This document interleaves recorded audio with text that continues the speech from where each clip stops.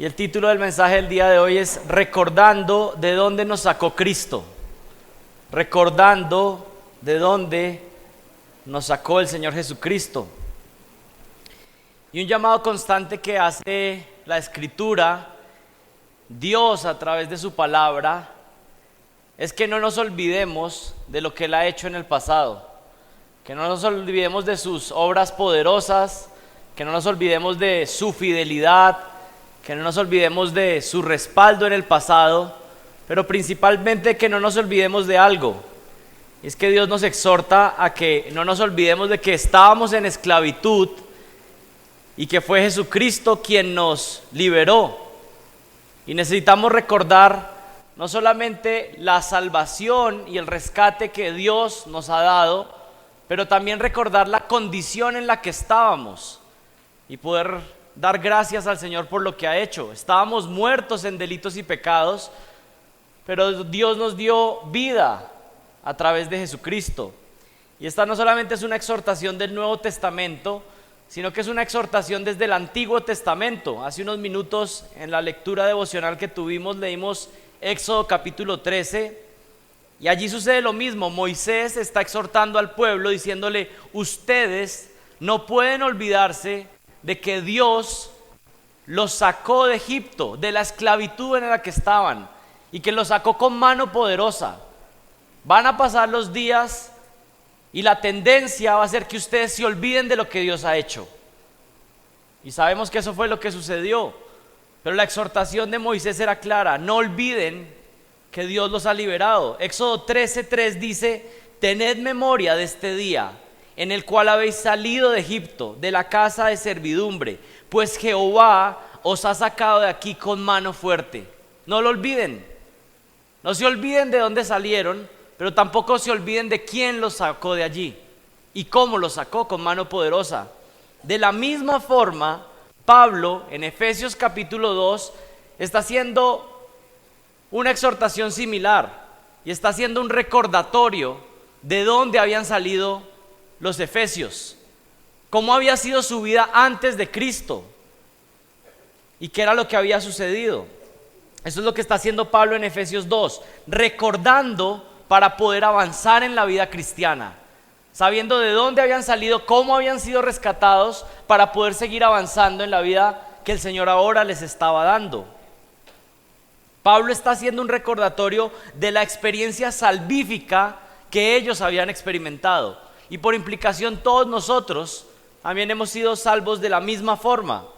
Miren, del versículo 1 al versículo 3 en Efesios 2, Pablo describe la condición del ser humano sin Cristo. Y del versículo 4 al versículo 10 se describe la condición del que ha experimentado la nueva vida en Cristo. Muertos en delitos y pecados, pero ahora vivos por la gracia del Señor Jesucristo. Y leamos lo que dice la palabra de Dios, Efesios 2, del 1 al 3. Y Él os dio vida a vosotros, que estabais muertos en delitos y pecados, en los cuales anduvisteis en otro tiempo, según la corriente de este mundo, conforme al príncipe de la potestad del aire, el espíritu que ahora opera en los hijos de desobediencia, entre los cuales también todos nosotros, en otro tiempo, vivíamos en las pasiones de nuestra carne, satisfaciendo los deseos de la carne y de la mente, y éramos por naturaleza hijos de ira, lo mismo que los demás. Y podemos leer los otros dos versículos que vienen a continuación. Este era el estado de muerte espiritual, pero miren el versículo 4. Pero Dios, que es rico en misericordia, por causa del gran amor con que nos amó, aun cuando estábamos muertos en delitos, nos dio vida juntamente con Cristo. Por gracia habéis sido salvados. Oremos. Padre, venimos delante de ti suplicando que utilices tu palabra de manera poderosa, Señor, para que recordemos de dónde nos sacó Jesucristo y para que nunca demos por sentado el valor de nuestra salvación, lo grande que tú has hecho por nosotros, el perdón de nuestros pecados, pero también el cambio de vida que nos has dado. Señor, antes estábamos muertos siendo tus enemigos y ahora por tu gracia hemos sido reconciliados y somos tus amigos. Pero ayúdanos a no olvidar, porque Señor, recordar de dónde nos has sacado, recordar cómo lo has hecho, nos ayuda a permanecer firmes. Y esa es mi petición, Señor, que el día de hoy, a través de tu palabra, nos ayudes a adorarte, a exaltarte, a permanecer firmes, Señor, recordando lo que tú has hecho en el pasado y sabiendo que tú vas a seguir siendo fiel en el futuro. Te pido esto en el nombre de Jesucristo. Amén. Miren que lo que está diciendo Pablo aquí es que todos estábamos muertos en delitos y pecados. No hay ni una sola persona que pueda decir que su estado espiritual era mejor que el otro. No hay unos muertos de primera categoría y muertos de segunda categoría. Absolutamente todos estábamos muertos. No buscábamos a Dios. Y saben, esto a veces nos confunde porque aún dentro de los incrédulos vemos personas que tal vez se comportan un poco mejor que otras, desde los parámetros morales y externos. Entonces eso nos hace poner tal vez en categorías a las personas. Tal vez este sí es muerto, pero no es un muerto tan malo. Pero al final de cuentas está muerto espiritualmente, no tiene una relación con Dios, no tiene esperanza de vida eterna, y no importa si moralmente o externamente se ve un poco mejor, porque al final de cuentas está muerto espiritualmente. Pero algo muy interesante que está aquí también enfatizando Pablo es que no es que el Señor nos salvó cuando estábamos tal vez en nuestro mejor momento, como cadáveres. Porque algunas personas dicen, no, esta persona, yo creo que esta persona siempre ha tenido interés en las cosas espirituales, yo lo veo, él siempre ha querido. Bueno, realmente eso no es real. Todo muerto espiritual está en contra de Dios, es un enemigo de Dios. Y más bien lo que dice Pablo es que en medio de nuestros delitos y pecados, en medio de nuestra maldad, en lo más sucio, Dios decide rescatarnos. No es que Dios ve algo bueno en el cadáver, este cadáver está dando como algunas señales de vida, lo voy a rescatar. No, el cadáver está muerto completamente y Dios necesita intervenir y rescatarlo en medio de sus delitos y pecados. Es por eso que muchas veces cuando Dios salva a alguien, lo salva en medio de a veces de los pecados más terribles y asquerosos que esa persona puede estar cometiendo.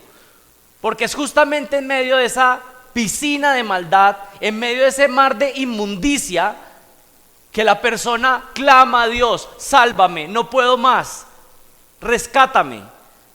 No es que Dios espera que el muerto esté un poco más limpio para rescatarlo, sino que es en medio de la podredumbre más grande que Dios nos rescata y nos limpia.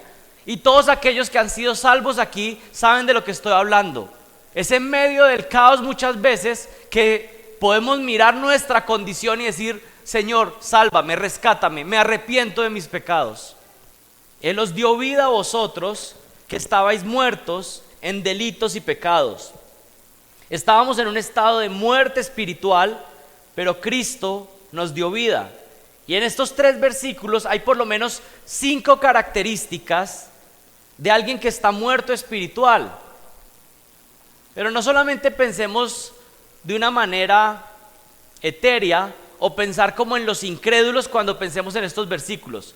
Yo creo que muchas veces cuando se lee Efesios 2, nuestra tendencia es pensar, así son los incrédulos. Leemos Efesios 2, que estamos muertos, que la corriente de este mundo, y comúnmente ¿qué es lo que pensamos? Sí, así es el primo, sí, así son los incrédulos. Pero ese no es el punto de Pablo. El punto de Pablo es, así éramos nosotros. Y ese foco de atención, si no entendemos el propósito de Pablo, también nos puede distraer del propósito del pasaje. Porque comúnmente este pasaje es para describir a los incrédulos, pero Pablo no está describiendo principalmente a los incrédulos. Sí lo está haciendo de una manera, pero lo que está diciendo es, esto era lo que eran ustedes y lo que era yo antes de Cristo. Esta era nuestra condición, esto éramos nosotros. No se les olvide de dónde han salido, no se les olvide de dónde los sacó Cristo. ¿Y cuáles son estas 5 características? Número 1, estábamos muertos en delitos y pecados. Número 2, estábamos sometidos a la influencia del sistema pecaminoso del mundo. Número 3, éramos esclavos de Satanás. Número 4, disfrutábamos de la maldad que cometíamos. Y número 5, estábamos condenados a la ira de Dios. Ahora vamos a considerar cada una de estas esta mañana. Número 1, estábamos muertos espiritualmente en pecados. Miren el versículo 1 del capítulo 2. Y Él os dio vida a vosotros que estabais muertos en vuestros delitos y pecados. Y miren, en el texto original el énfasis no está tanto en que estábamos vivos, sino que el énfasis es que estábamos muertos en delitos y pecados. Pero por supuesto aquí esta idea no solamente se enfatiza en el versículo 1, sino que en el versículo 5, que se repite la idea de estar muertos espiritualmente, pero habla de la vida que Cristo ofrece. Miren el versículo 5. Aun cuando estábamos muertos en nuestros delitos, nos dio vida juntamente con Cristo. Pero el énfasis aquí es la muerte espiritual. Y la idea de estar muerto en delitos y pecados significa estar muerto espiritualmente a causa del pecado. La razón de nuestra muerte espiritual es el pecado. Estamos muertos en delitos y pecados. Y la semana pasada los que estuvieron, pues allí puse una presentación en detalle de lo que significa estar muerto espiritualmente y de las consecuencias del pecado. Pero el día de hoy vamos a ir más a través de estos 3 versículos. Pero recordando lo que hablamos la semana pasada, estar muerto en delitos y pecados significa que estamos muertos a causa del pecado y que tenemos una naturaleza pecaminosa. Adán pecó y a partir de ahí toda su descendencia recibe una herencia que es la muerte espiritual. Nacemos muertos espiritualmente. No buscamos a Dios por naturaleza, sino que somos enemigos de Dios. Y es más, cuando ustedes vean a una persona que no es creyente, pero que está buscando a Dios, comúnmente lo que ustedes van a ver es que está buscando un ídolo. Está buscando adorar un Dios creado en su mente. Este es el Dios que yo me imagino, este es el Dios que yo pienso que Dios debe ser así, y así lo adoran. Pero solamente aquellos que han nacido de nuevo pueden adorar al Dios verdadero que está revelado en las Escrituras. Nacemos con una naturaleza pecaminosa y esa naturaleza pecaminosa toca todas las áreas de nuestra vida, nuestra mente, nuestra conciencia, nuestras acciones, nuestras palabras. Eso fue lo que vimos la semana pasada. Y en esa muerte espiritual también se refleja que hay una incapacidad de buscar a Dios. Por naturaleza nadie busca a Dios, pues por lo menos al Dios de la Biblia. Podemos buscar ídolos, pero no al Dios que está reflejado en la palabra. Todo ser humano necesita una intervención divina para poder nacer de nuevo, para poder salir de su estado de muerte espiritual. Es decir, la persona no puede decidir dejar de ser un muerto espiritual. Nadie puede decir yo quiero nacer de nuevo hoy y entonces decidirlo. Se necesita que Dios intervenga para que el muerto espiritual pase a la vida. Pero miren lo que dice el versículo 1. Y Él os dio vida a vosotros que estabais muertos en delitos y pecados. ¿Qué significa esa expresión delitos y pecados? Bien, aunque la palabra delitos habla más de sobrepasar los límites y pecados habla más de no dar en el blanco, en rebeldía en contra de Dios, pues los dos términos son intercambiables. Está hablando del pecado del ser humano. Ustedes vivían en delitos y pecados. Nosotros vivíamos en delitos y pecados, en transgresión, en no seguir la ley de Dios, en no dar en el blanco, pero no solamente no dar en el blanco, sino estar apuntando en la dirección completamente opuesta de lo que Dios quiere. Estábamos muertos en delitos y pecados. Había rebeldía completa. El pecado era el ambiente en el que nos movíamos, pero también el pecado era el causante de nuestra muerte. Así que en primer lugar, estábamos muertos espiritualmente en delitos y pecados. ¿Cuál es la segunda característica? Número 2, estábamos sometidos a la influencia del mundo. Estábamos sometidos a la influencia del mundo. Y estamos hablando de personas que han nacido de nuevo, personas que Jesucristo ya ha salvado. Pero ¿cómo era nuestra vida antes? ¿Cómo era antes de que el Señor nos salvara? La influencia que teníamos principalmente de cómo razonábamos, de cómo pensábamos, de cuáles eran nuestros ideales, de cuáles eran nuestros deseos, estaba influenciado principalmente no por la palabra de Dios, no por la voluntad de Dios, sino por el sistema de este mundo. Lo que este mundo piensa, lo que este mundo cree, era lo que nosotros creíamos, lo que nosotros pensábamos que era lo bueno.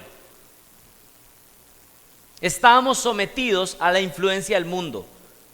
La causa de la muerte fue el pecado, pero también el ambiente en el que vivíamos era el pecado. Ahora el sistema de este mundo era lo que gobernaba nuestros pensamientos, nuestros ideales y nuestras motivaciones. Miren el versículo 2, en los cuales anduvisteis en otro tiempo, hablando de los pecados, según la corriente de este mundo, conforme al príncipe de la potestad del aire, el espíritu que ahora opera en los hijos de desobediencia. Que está diciendo que vivíamos en delitos y pecados, en los cuales anduvimos en otro tiempo, según la corriente de este mundo. La corriente de este mundo se refiere a algo, significa específicamente el sistema de pensamiento gobernado por Satanás y que se opone a todo lo que tiene que ver con Dios y su palabra. Lo repito, ¿qué es el sistema de este mundo? ¿O qué es la corriente de este mundo? Es el sistema de pensamiento gobernado por Satanás que se opone a todo lo que tiene que ver con Dios y con su palabra. El sistema de este mundo ha estado presente desde que el pecado entró en la humanidad y cada vez esa corriente pues tiene más fuerza, es más grande. Es un sistema organizado y es un sistema liderado por el diablo, supervisado por los demonios y ejecutado en este mundo por todos aquellos que aún están sin Cristo. Tiene un gobernante, tiene unos servidores que son los demonios, y todos aquellos que están sin Cristo, que están muertos espiritualmente, hacen parte del sistema de este mundo, de la corriente de este mundo. Todos van por esa misma corriente que Satanás está influenciando. Y usted y yo, antes de que Jesucristo nos salvara, vivíamos según la corriente de este mundo, según la influencia satánica. Miren lo que dice el versículo 2, en los cuales anduvisteis. Y este término andar es un término muy especial que se utiliza mucho en el Nuevo Testamento y se puede utilizar de manera positiva o de manera negativa. Andad en el Espíritu. ¿Y qué significa andar? En la Biblia, principalmente en el Nuevo Testamento, cuando se habla de andar, es una metáfora para referirse a vivir la vida. Cuando una persona anda en el Espíritu, está viviendo su vida gobernada por el Espíritu. O si una persona anda en la carne, pues una persona que vive su vida bajo la influencia principalmente de la carne. Andar es una metáfora para vivir la vida. Se refiere a la conducta de una persona. Se refiere a cómo vive esta vida, a su estilo de vida. Y lo que está diciendo el versículo 2, nuestro estilo de vida, nuestra conducta en el pasado, se regía por la corriente de este mundo.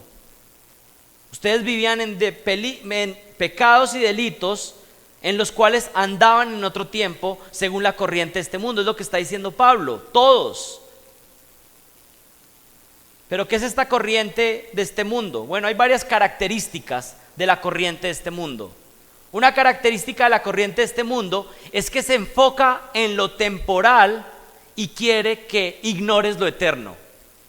La corriente de este mundo se enfoca en lo que está acá, en este momento, en lo que puedes obtener ahora. Y siempre te va a influenciar para que ignores o dejes de pensar en lo eterno. Otra característica de la corriente de este mundo, se enfoca en lo físico y lo material y quiere que ignores lo celestial, lo espiritual. Y otra característica más de la corriente de este mundo es que se enfoca en lo malvado y diabólico e ignora la voluntad de Dios, lo que es agradable al Señor. Así que tenemos que esta corriente de este mundo se enfoca en lo temporal, se enfoca en lo físico y se enfoca en lo que es malvado. Por supuesto, es completamente opuesto a la voluntad de Dios, a lo que dice la palabra. Por un lado tenemos la corriente de Dios que fluye de la palabra de Dios, y por otro lado tenemos la corriente de este mundo que está influenciada por Satanás y que seguíamos todos nosotros antes de nacer de nuevo. La corriente de este mundo está por todos lados y propaga ideas que van en contra de Dios y su palabra. Y yo creo que no hay que tener mucha imaginación para empezar a pensar en todo lo que es la corriente de este mundo y toda la influencia que estamos recibiendo. y que antes no teníamos ninguna escapatoria, nosotros hacíamos parte de la corriente. Es más, nosotros mismos podíamos estar influenciando a otros en la corriente de este mundo antes de nacer de nuevo. La corriente de este mundo comenzó en el huerto del Edén y a partir de ahí ha seguido creciendo, pero siempre ha tenido la misma estrategia que tuvo con Adán: poner en duda la palabra de Dios. La corriente de este mundo siempre pone en duda la palabra de Dios. ¿Con qué Dios dijo esto? Pero yo tengo otra alternativa, yo tengo algo que parece mejor. Y piensen, la corriente de este mundo funciona así: se opone a la palabra de Dios y presenta otras alternativas. Hoy en día la corriente de este mundo se ve de múltiples maneras: ideas destructivas acerca del sexo, promoción de la homosexualidad, del travestismo, de la agenda LGBTI. Un día escuché un predicador que dice, como ya cada vez le ponen más letras, entonces él le llama la mafia del alfabeto, porque ya pues va a haber un punto donde están todas las letras del alfabeto. Propagación excesiva que estimula la codicia del ser humano por tener cosas de este mundo. Eso es lo que promociona la corriente de este mundo. Pensamientos que ridiculicen a Dios, la Biblia y sus mandatos. Eso hace parte de la corriente de este mundo. Sistemas de educación contrarios a lo que presenta la palabra de Dios. Gobiernos que propagan la maldad. Música que quiere sembrar ideas podridas en la mente de los que escuchan esa música. Ideas de envidia y odio hacia otras personas. Esa es la corriente de este mundo. Vivimos en pecado, pero está este mundo influenciando más y más. Y así vivíamos nosotros también, muertos en delitos y pecados, pero influenciados por la corriente de este mundo, influenciados por Satanás. Miren, la corriente de este mundo se ve en plataformas globales, como lo he mencionado, pero también se ve de manera cercana en los hogares. Hombres que no lideran sus hogares y que no aman a sus esposas y sus hijos son hombres que están siguiendo la corriente de este mundo. Mujeres que no se sujetan al liderazgo de sus esposos en casa están siguiendo la corriente de este mundo. Personas que desprecian que una mujer se quede en casa cuidando a sus hijos y edificando su hogar, y desprecian eso como una idea posible, pues hacen parte de la corriente de este mundo. Y niños, porque aquí hay niños sentados escuchando, niños que no quieren obedecer las instrucciones de sus padres en casa, son niños que están siguiendo la corriente de este mundo. Porque la Biblia dice claramente: hijos, obedeced a vuestros padres en todo. Así que un niño que está desobedeciendo a sus padres, que está bajo la autoridad de sus padres y desobedece, está siguiendo la corriente de este mundo.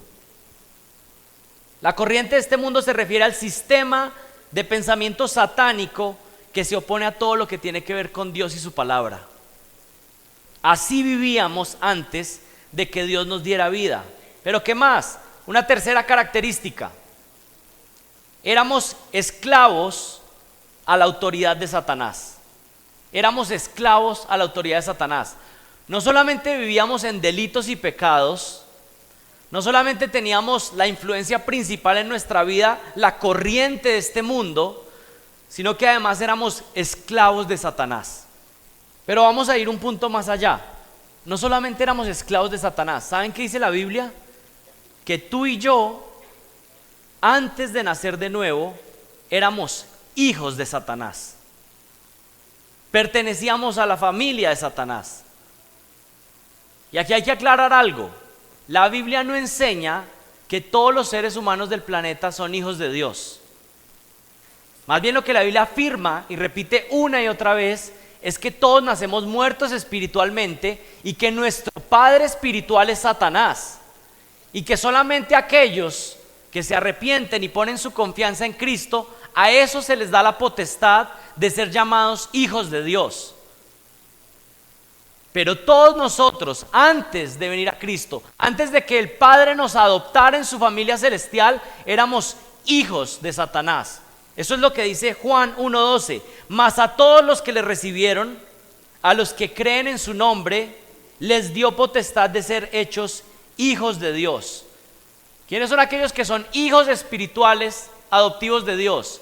Los que creen en el nombre de Jesús, los que se han arrepentido de sus pecados, los que han nacido de nuevo, que no han nacido de una simiente de mujer, sino que han nacido espiritualmente de los cielos, de Dios mismo. Y Juan 8:44, Jesús, hablando con los fariseos, miren lo que les dijo: sois de vuestro padre el diablo, y queréis hacer los deseos de vuestro padre. Jesús lo que le está diciendo: su padre es el diablo. ¿Y saben cuál es una muestra de que su padre es el diablo? Que ustedes tienen los mismos deseos del diablo, desean hacer el mal. Y eso tiene una conexión muy profunda, porque eso también tiene una implicación de aquellos que son hijos de Dios. ¿Cuál es el deseo del hijo de Dios?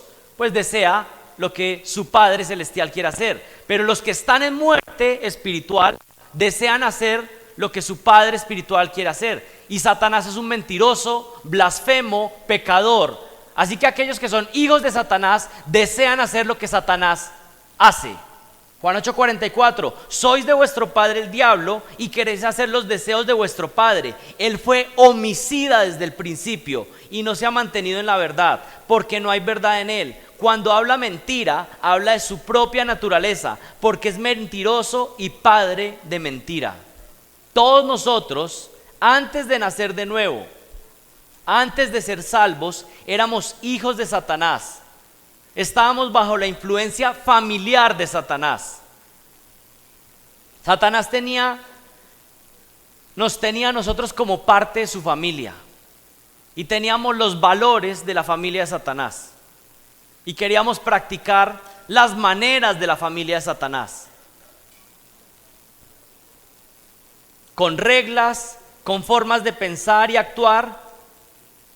Y saben, como ya lo dije, esas reglas familiares de aquellos que pertenecen a la familia de Satanás, pues es la corriente de este mundo. Esos eran nuestros principios, esos eran nuestros valores, esas eran nuestras inclinaciones. Miren el versículo 2: en los cuales anduvisteis en otro tiempo, según la corriente de este mundo, conforme al príncipe de la potestad del aire, el espíritu que ahora opera en los hijos de desobediencia. Estábamos en esta corriente conforme al príncipe de la potestad del aire, el espíritu que ahora opera en los hijos de desobediencia. ¿Quién es este que se llama el príncipe de la potestad del aire? Bueno, esto es una referencia a Satanás, el diablo, el engañador, la serpiente antigua, el dragón, como aparece también en libros del Nuevo Testamento. El enemigo de Dios, el mentiroso, el engañador, el acusador. Y el término que utiliza aquí para referirse a Satanás es el de un príncipe. ¿Y por qué está hablando de un príncipe?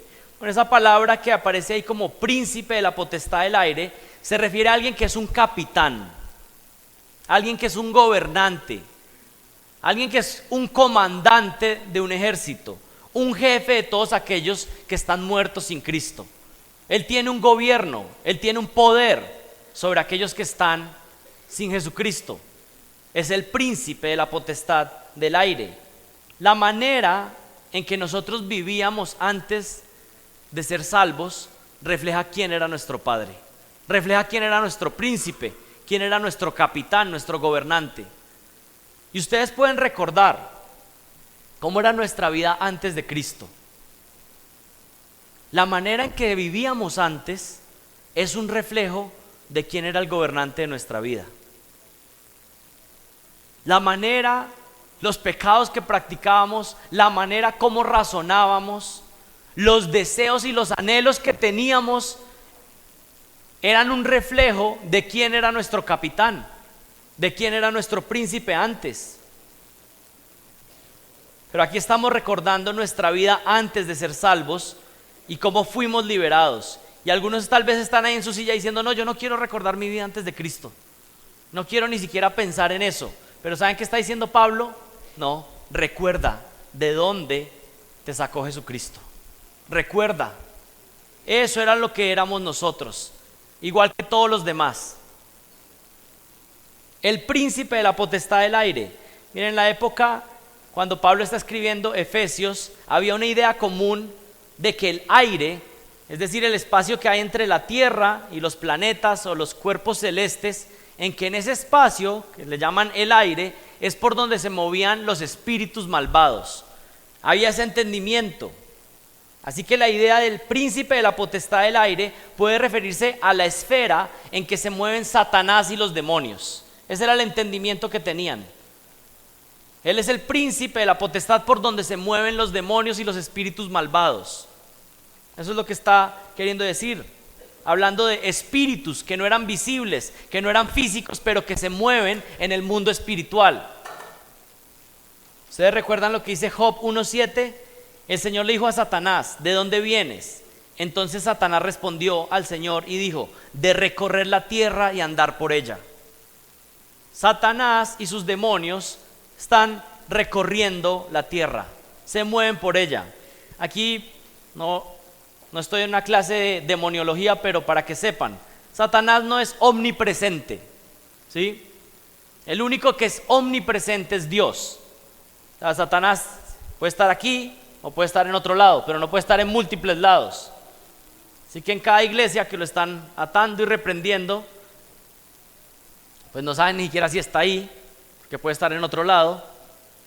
Pero el punto es que el único omnipresente, el único omnipotente, el único omnisciente que sabe todo es Dios. Satanás no tiene los mismos atributos de Dios, es una criatura. Y aquí estamos viendo que se mueve, que tiene una esfera por la que se mueve con sus demonios.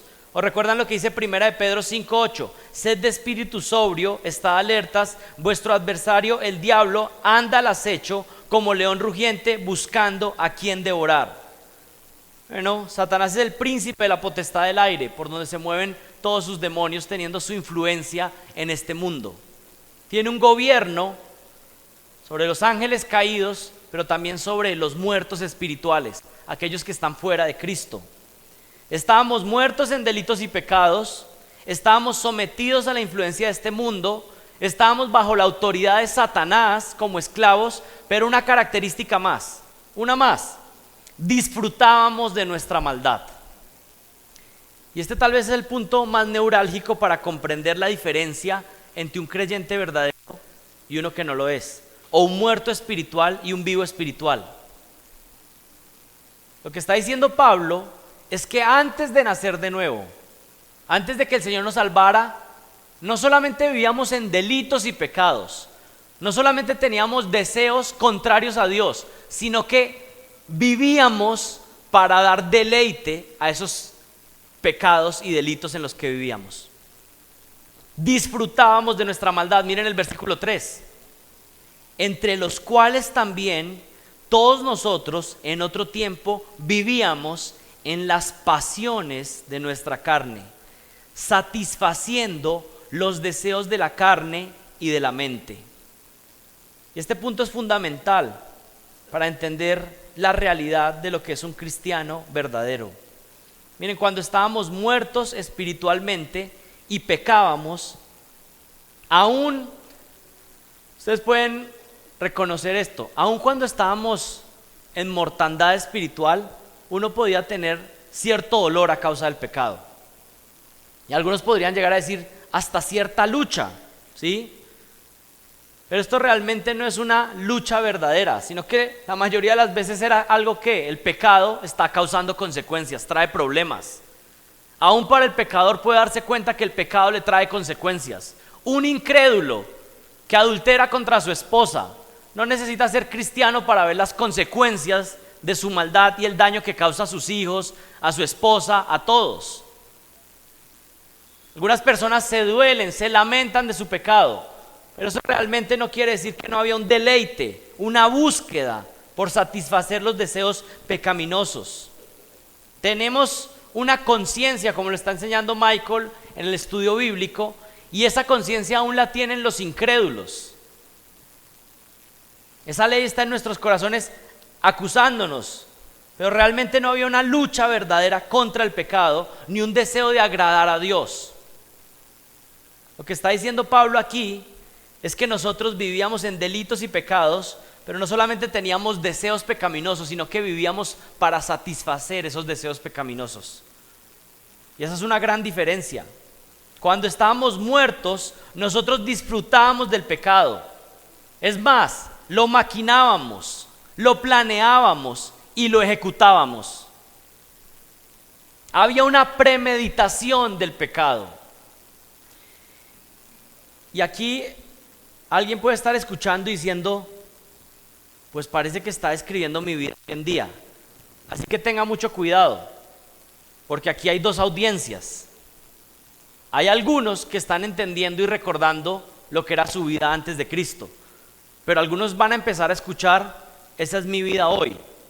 Y una posibilidad quiere decir que pues estás muerto en delitos y pecados, y que donde nadas pues es el pecado. ¿Cómo funcionaba esto? Una premeditación del pecado. Había un disfrute en hacer lo que hoy consideramos horrendo y vergonzoso. En otra época, esa era nuestra búsqueda, satisfacer eso. Pero hoy en día, eso mismo es causa de vergüenza, es causa de dolor. Nos parece horrendo algo que en otra época buscábamos desenfrenadamente. Y ahí hay una gran diferencia. En otra época nuestros deseos intensos era hacer lo contrario a la voluntad de Dios, mientras que hoy, ¿cuáles son nuestros deseos más intensos para los que estamos en Cristo? Agradar a Dios. En esa época maquinábamos cómo pecar. Hoy en día estamos por dentro suplicando para no pecar. Ese es el deseo más intenso. Señor, ayúdame a no pecar contra ti. Pero en otra época eso no era la conversación interna. En otra época era buscar cómo ejecutar el pecado, cómo satisfacer los deseos de la carne. Y esa es una gran diferencia entre uno que está muerto y uno que está vivo espiritualmente. Hoy nuestros deseos internos son obedecer y agradar a Dios. El cristiano hoy en día puede pecar. El cristiano hoy en día no solamente puede pecar, sino que no estoy diciendo que puede, de que está habilitado y que Dios le está diciendo peca, sino que estoy hablando de que el cristiano, aun aunque ha nacido de nuevo, tiene un remanente de pecado en su vida. Aún tiene que luchar contra el viejo hombre que está ahí. Aún naciendo de nuevo, aún teniendo vida eterna, peca y puede aún llegar a caer en pecados horrendos el cristiano. Pero cuando estábamos muertos en delitos y pecados, no caíamos, sino que vivíamos en delitos y pecados. Y eso es una gran diferencia.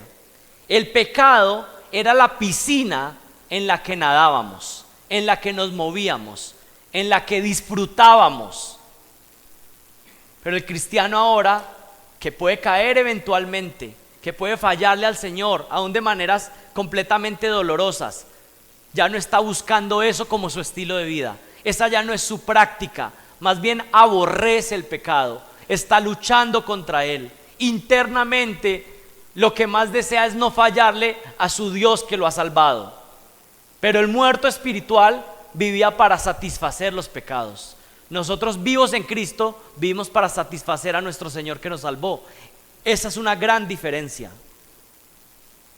Miren, voy a hacer un par de ilustraciones para ser más claro. Pensemos en el pecado de lujuria. ¿Qué es la lujuria?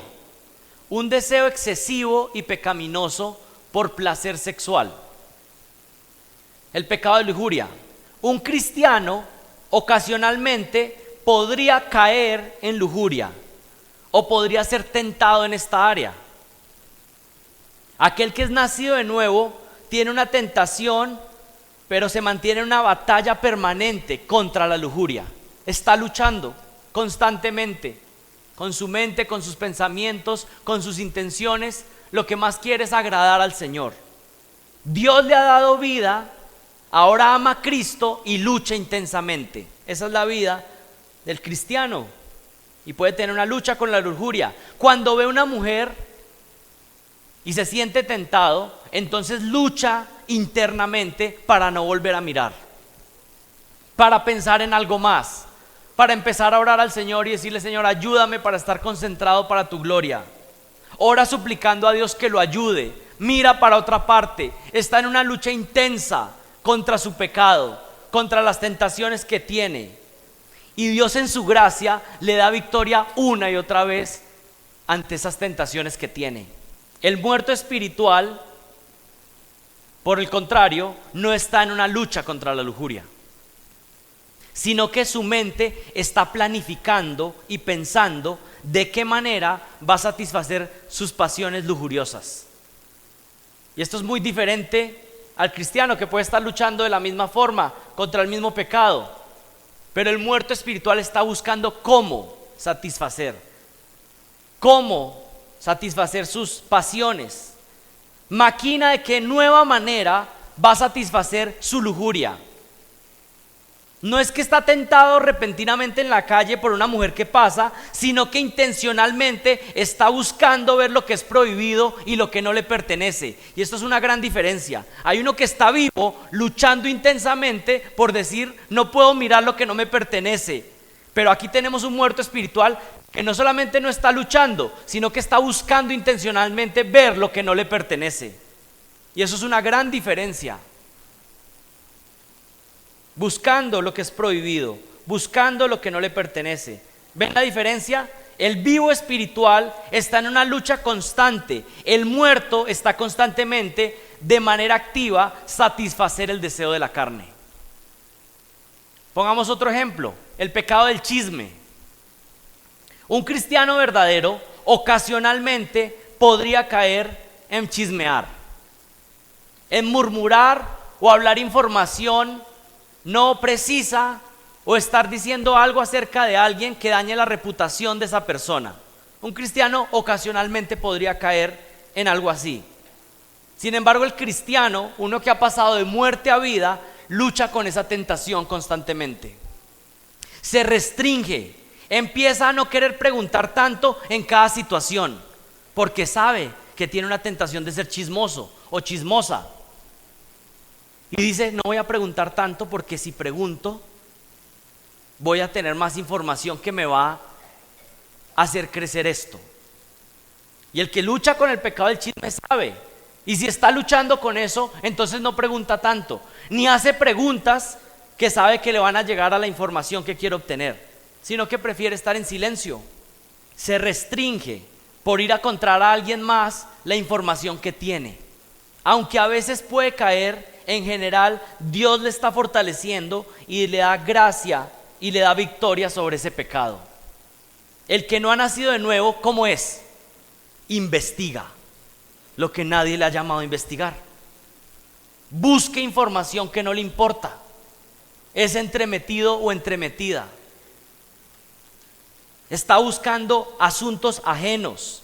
Luego investiga lo que nadie le ha llamado a investigar, y luego va y se lo cuenta a otros, pero además añade pedacitos de información que hagan ver a la otra persona mal y peor.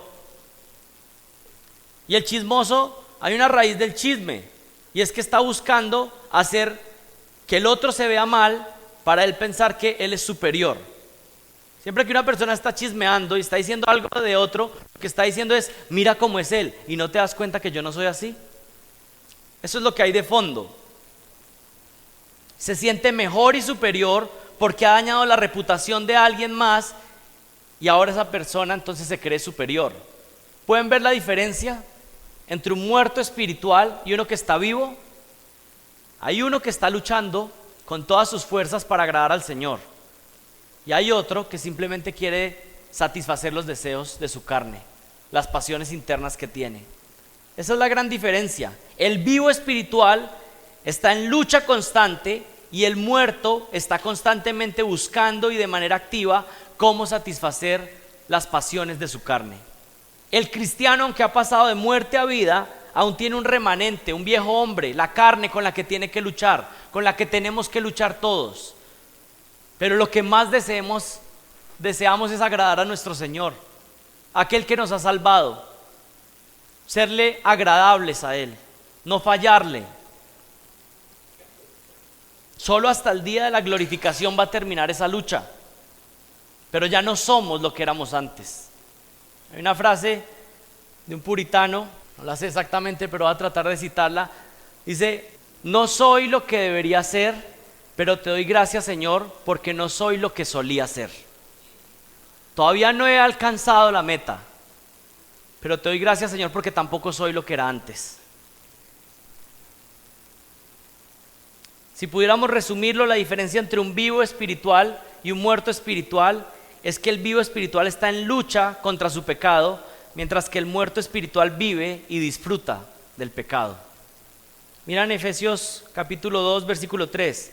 Entre los cuales también todos nosotros en otro tiempo vivíamos en las pasiones de nuestra carne, satisfaciendo los deseos de la carne y de la mente. Ese era nuestro estado antes de que Cristo nos salvara. Vivíamos llenos de las pasiones de la carne, pero no solamente eran pasiones internas, sino que vivíamos para satisfacer esos deseos y pasiones. Y miren esa expresión que aparece ahí: deseos de la carne y de la mente.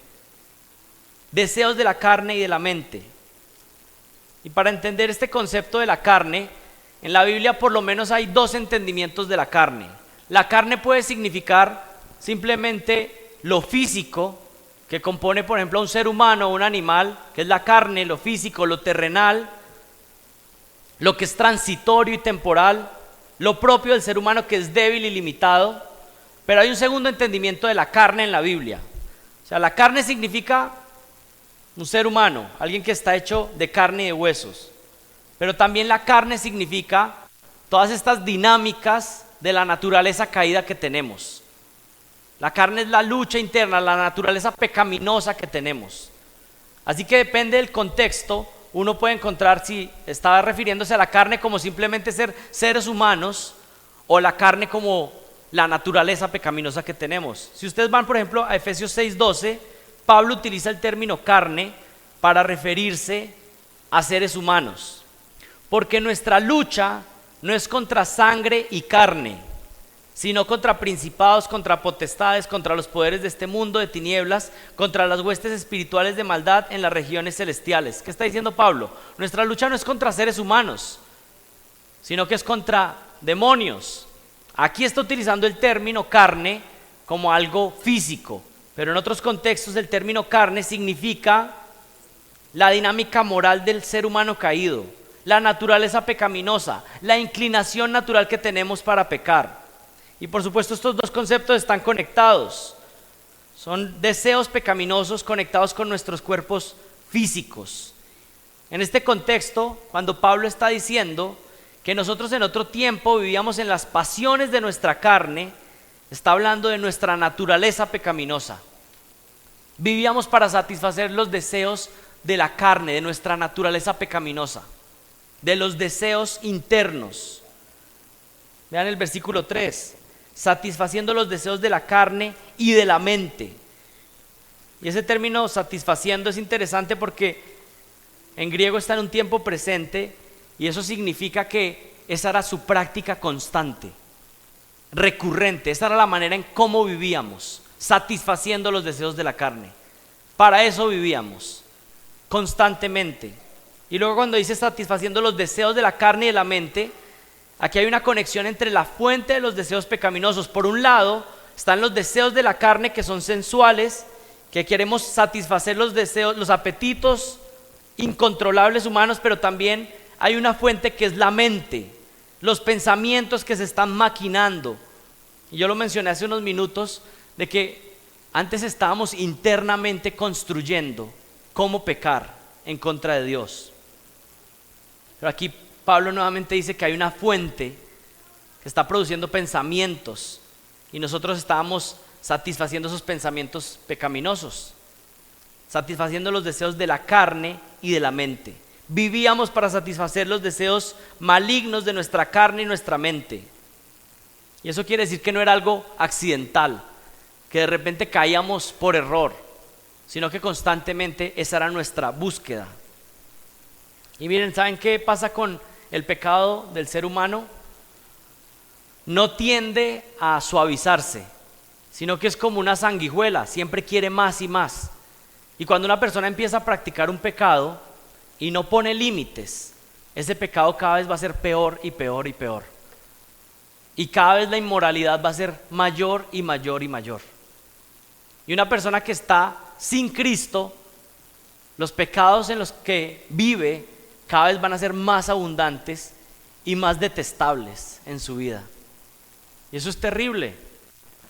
En Romanos 8:5 dice lo siguiente: porque los que viven conforme a la carne ponen la mente en las cosas de la carne, pero los que viven conforme al Espíritu en las cosas del Espíritu. Porque la mente puesta en la carne es muerte, pero la mente puesta en el Espíritu es vida y paz. Ya que la mente puesta en la carne es enemiga de Dios, porque no se sujeta a la ley de Dios, pues ni siquiera puede hacerlo, y los que están en la carne no pueden agradar a Dios. Una característica más de cómo era nuestra vida antes de Cristo: éramos condenados a recibir la ira de Dios por el pecado. Condenados a recibir la ira de Dios por el pecado. Miren el versículo 3: entre los cuales también todos nosotros en otro tiempo vivíamos en las pasiones de nuestra carne, satisfaciendo los deseos de la carne y de la mente, y éramos por naturaleza ¿qué? Hijos de ira, lo mismo que los demás. Una característica más de nuestro estado antes de Cristo era que estábamos condenados a la ira de Dios. Esta ira la podríamos pensar de dos maneras: ira actual, pero también ira eterna.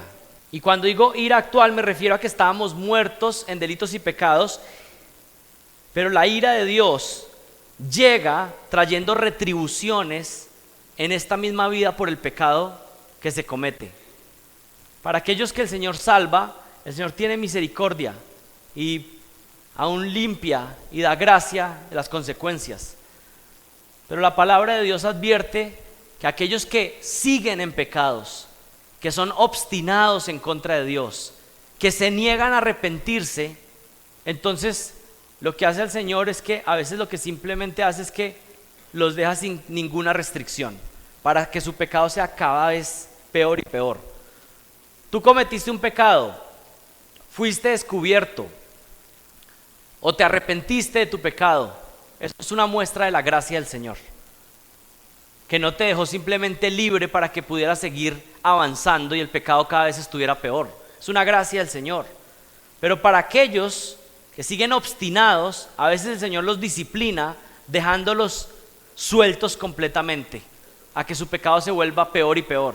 Y eso es lo que dice Romanos capítulo 1 del 22 en adelante, y les leo: profesando ser sabios, se volvieron necios y cambiaron la gloria de Dios incorruptible por una imagen en forma de hombre corruptible, de aves, de cuadrúpedos, de reptiles. Por consiguiente, Dios los entregó a la impureza en la lujuria de sus corazones, de modo que deshonraron entre sí sus propios cuerpos. ¿Qué está diciendo? Aquellos que deciden dejar de adorar al Creador y empiezan a adorar la criatura con sus propias ideas y siguen obstinados, Dios puede determinar simplemente dejarlos a que sigan en sus propias corrupciones, y cada vez va a ser peor. Miren lo que sigue diciendo el versículo 25: porque cambiaron la verdad de Dios por la mentira, y adoraron y sirvieron a la criatura en lugar de al Creador, que es bendito por los siglos. Amén. Por esta razón Dios los entregó a pasiones degradantes, porque sus mujeres cambiaron la función natural por la cual es contra la naturaleza. Y de la misma manera los hombres, abandonando el uso natural de la mujer, se encendieron en su lujuria unos con otros, cometiendo hechos vergonzosos, hombres con hombres, y recibiendo en sí mismos el castigo correspondiente de su extravío.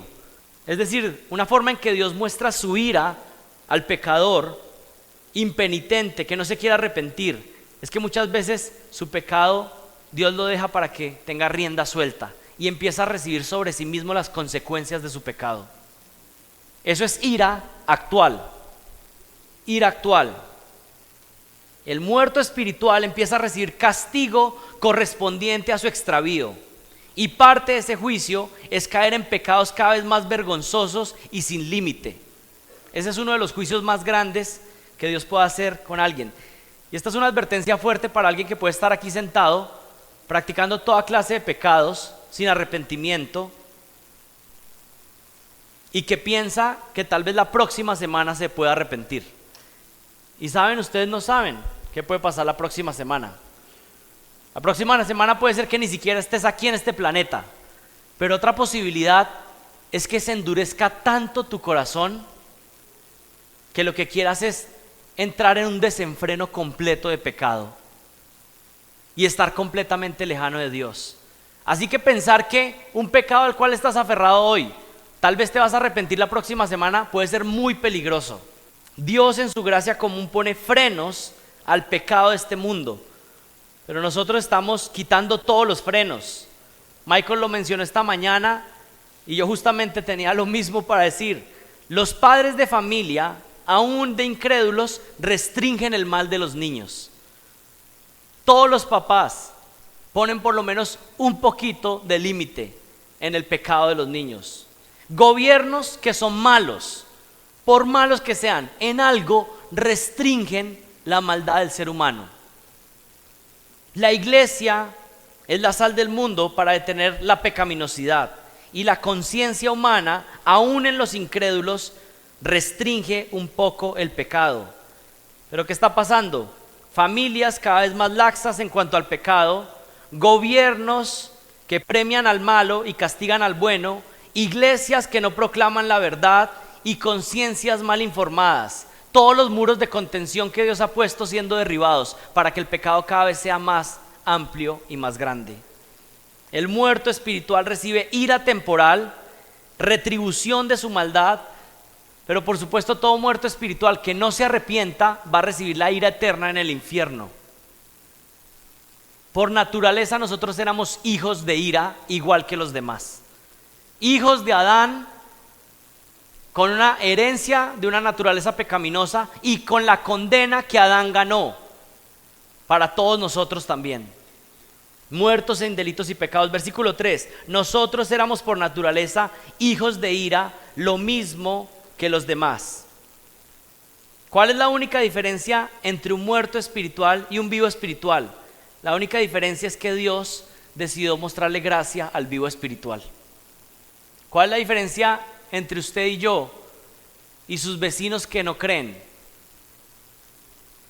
y sus familiares que no creen? La única diferencia es que Dios decidió mostrar gracia, porque por gracia habéis sido salvos, y eso no de vosotros, sino que es un don de Dios. Dios intervino y nos dio vida espiritual. La condición que teníamos sin Cristo era que estábamos muertos en delitos y pecados, estábamos sometidos a la influencia del sistema pecaminoso del mundo, éramos esclavos de la autoridad de Satanás, disfrutábamos de la maldad y finalmente estábamos condenados a la ira de Dios. La próxima semana, si Dios quiere, vamos a considerar lo que significa estar vivos en Cristo. Esa era nuestra condición, pero Jesucristo nos salvó. Aun cuando estábamos muertos en delitos y pecados, aun cuando estábamos en la piscina más sucia, ahí el Señor sacó su brazo y nos sacó de ahí por su gracia. Nos perdonó, nos limpió, nos rescató. Ahora terminemos aplicando esto a nuestras vidas. ¿Cuál es el propósito de este pasaje? Número 1, que recordemos de dónde nos sacó Jesucristo y que de esta manera cuidemos con más diligencia nuestra santificación. Recordemos de dónde nos sacó y cuidemos hoy nuestra santificación. Recordar de dónde salimos causa temor y reverencia santa. Imagine por un minuto lo que sería volver atrás. Imagine por un momento lo que sería rechazar a Jesucristo y volver atrás. Imagínense lo que sería volver a vivir como antes de estar en Cristo. Y saben que eso causa temor, y causa un temor santo que nos ayuda a perseverar en adelante. Una súplica de Señor, no quisiera jamás volver atrás. Tú has tenido misericordia conmigo, por favor no me dejes volver atrás, no me dejes distraer. Eso éramos, pero ya no somos eso. Y ese es un recordatorio muy importante. Cuando venga la tentación porque ustedes y yo vamos a tener tentaciones de nuestro viejo hombre, de la vida que vivíamos antes de Cristo. Y cuando vengan esas tentaciones, hay que suplicar y recordar y decirle al Señor: Señor, ayúdame para recordar que eso era yo antes, pero yo ya no soy eso. Yo ya no vivo así, yo no puedo vivir así. ¿Recuerdan que Pablo dijo lo mismo en Corintios? Eso erais algunos de vosotros, pero habéis sido purificados, habéis sido limpiados, habéis sido perdonados. Cuando venga la tentación es un momento para recordar: eso era yo, pero yo ya no soy eso. Eso era cuando yo estaba muerto en delitos y pecados, pero ahora estoy vivo con Cristo. Ahora tengo al Espíritu Santo morando dentro de mí. Ahora tengo dominio propio. Eso era yo antes, pero ya no soy eso, y no caer en la mentira. Recordar de dónde nos sacó Jesucristo es una buena manera de vivir en santificación hoy en día. Número 2, que recordemos de dónde nos sacó Jesucristo nos ayuda a darle gloria y mantener el gozo en la vida cristiana. ¿Estás pasando por alguna situación difícil como cristiano? No pierdas el gozo. La situación más terrible que ustedes y yo teníamos fue resuelta hace más de 2000 años en la cruz. Así que si tienes una situación compleja, difícil, no pierdas el gozo. Porque lo más difícil que tenías en tu vida era que estabas muerto espiritualmente y Él ya te dio vida. El problema más grande ya fue resuelto. Comparativamente, piensa en el problema más terrible que tiene en este momento. Comparativamente con la muerte espiritual, no tiene comparación, todo se vuelve pequeño y el problema grande ya lo resolvió Jesucristo. Así que no pierdas el gozo, no pierdas el gozo por pequeñeces. Tienes una situación de salud difícil, no pierdas el gozo, recuerda tu salvación. Tienes una situación financiera complicada, no pierdas el gozo, Jesucristo te salvó. Tienes una situación difícil con alguna relación, con tu familia, con alguien cercano, no pierdas el gozo, recuerda tu salvación. Romanos 8:32 dice: el que no escatimó a su propio Hijo, sino que lo entregó por todos nosotros, ¿cómo no nos dará también con Él todas las cosas? Nuestro problema más grave ya fue resuelto, así que podemos tener gozo, aún en medio de la dificultad que tengamos hoy en día. Y la última aplicación, que recordemos de dónde nos sacó Jesucristo, nos ayuda a tener compasión con aquellos que están muertos en delitos y pecados. Recordar de dónde me sacó Jesucristo me da compasión para hablar con otras personas que aún están muertos espiritualmente y predicarles el evangelio. ¿Saben qué? No tiene sentido que usted es una persona que cree en Jesucristo, que ha sido salvo por la gracia, que se le ha perdonado sus pecados y ahora usted se jacte cuando habla con personas que aún están muertos espiritualmente, que se burle, que no pueda hablarles con compasión. Nosotros somos como mendigos que encontramos la bolsa de pan y le estamos yendo a decir a otros mendigos dónde está el pan, pero nosotros éramos igual de mendigos que todos. Éramos igual de muertos que todos, así que podemos ir con compasión, con oración, no con altivez, pensando que ahora somos superiores. Dios y yo estamos molestos con ustedes, muertos espirituales. No, usted y yo estábamos en la misma condición espiritual, muertos en delitos y pecados, y si no hubiera sido por la intervención de Cristo, estaríamos en el mismo estado. Y eso nos da ¿qué? Misericordia. Y eso se aplica con familiares, se aplica con vecinos, se aplica con las personas que están alrededor. No tener altivez, pero ¿saben también con quién se aplica? Con nuestros hijos, cuando pecan. Y cuando algunas veces pecan y es como: ¿cómo es que haga esto? ¿Por qué es así? ¿Cómo que por qué es así? Porque estaba igual de muerto a como estabas tú antes. Y tu tarea es proclamarle el evangelio para que él también pueda creer en Jesucristo y el Señor tenga misericordia, así como tuvo misericordia de nosotros. Oremos. Padre, gracias por tu palabra, pero especialmente gracias por la nueva vida que tú nos has dado en Cristo Jesús. Gracias porque cuando estábamos muertos en delitos y pecados, tú nos diste vida juntamente con Cristo y por gracia somos salvos.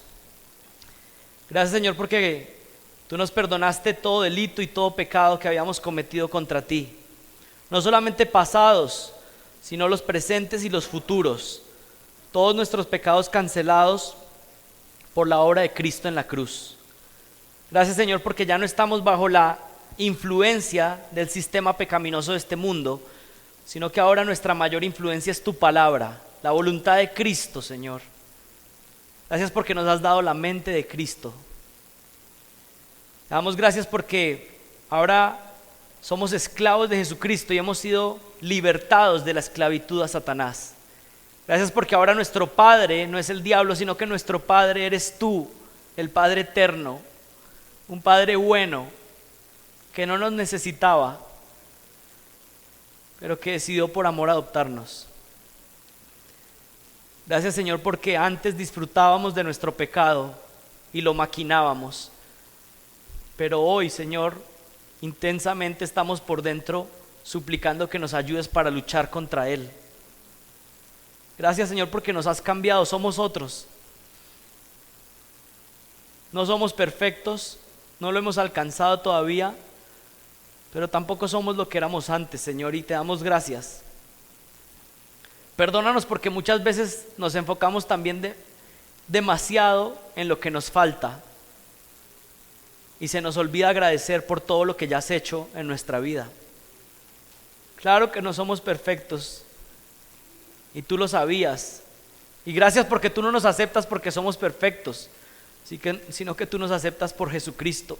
Y te damos gracias, Señor, porque antes estábamos condenados a recibir tu ira, pero ahora de manera incomprensible estamos destinados para recibir gloria con Jesucristo por la eternidad.